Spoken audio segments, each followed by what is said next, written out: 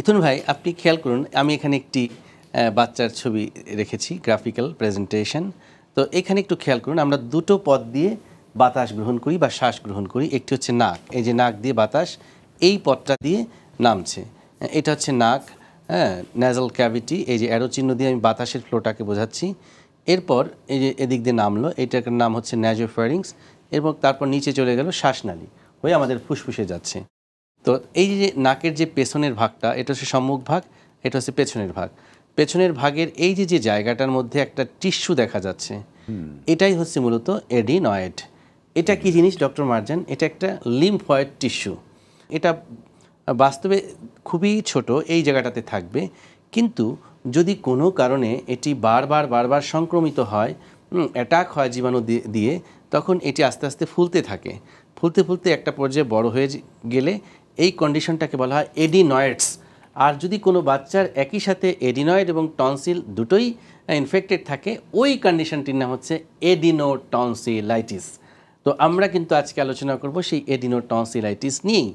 যে কথাটি তুমি বলেছিলে যে একটি বাচ্চা যখন ঘন ঘন ঠান্ডা, হাঁচি, কাশি, গলা ব্যথা এই আক্রান্ত হচ্ছে, কেন হচ্ছে, তার একটি প্রধান কারণ হচ্ছে এই এডিনোটনসিলাইটিস। কারণটা হচ্ছে যে এই যে আমি দুটো পথের কথা বলছিলাম, একটা নাক দিয়ে ঢুকবে বাতাস, মুখ দিয়ে ঢুকবে, এবং সৃষ্টিকর্তা নাক এবং মুখ এর চতুর্দিকে একটি প্রাচীর ডিফেন্সিভ ওয়াল তৈরি করেছে, যেটার নাম হচ্ছে ওয়ালডেয়ার্স রিং।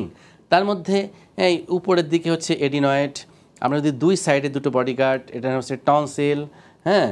এরপর হচ্ছে এই যে জিহ্বা, এই যে জিহ্বা দেখা যাচ্ছে ইতুন ভাই, এই জিহ্বার গোড়াতেও কিন্তু কিছু টনসিল আছে, ছোট ছোট ছোট ছোট। অনেকে একটু ভয়ও পেয়ে যায়, জিহ্বাটা অনেকখানি বের করার পর আয়নায় যখন দেখে একটু উঁচু উঁচু উঁচু উঁচু গোটা দেখা যাচ্ছে, তখন সে চিন্তা করে এটা আবার কি, এটা হচ্ছে লিঙ্গুয়াল টনসিল। এরপর নাক এবং কানের সংযোগকারী যে পাইপ, এই জায়গাটাতে একটা পাইপ থাকে, এখানে আছে টিউবাল টনসিল।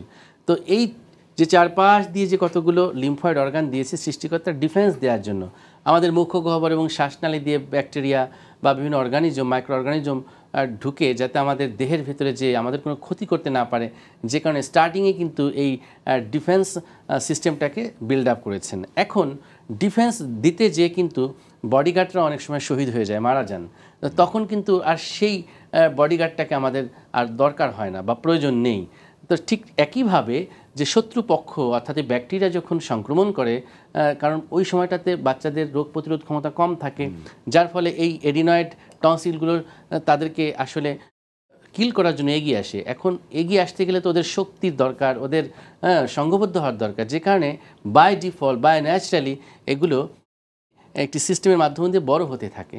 বড় হতে হতে সেটা আবার আর একটা সমস্যা তৈরি করে। হ্যাঁ, সেই সমস্যাটা কি, যে এডিনোটনসিলাইটিসের সিমটম যেটা তুমি আলোচনা করলে। তো সেই জিনিসগুলো নিয়েই কিন্তু আজকে আমরা আলোচনা করতে চাই। প্রিয় দর্শক, আমার মনে হয় আজকে আপনারা দেখলেন যে এডিনয়েডটা মূলত কোথায় থাকে।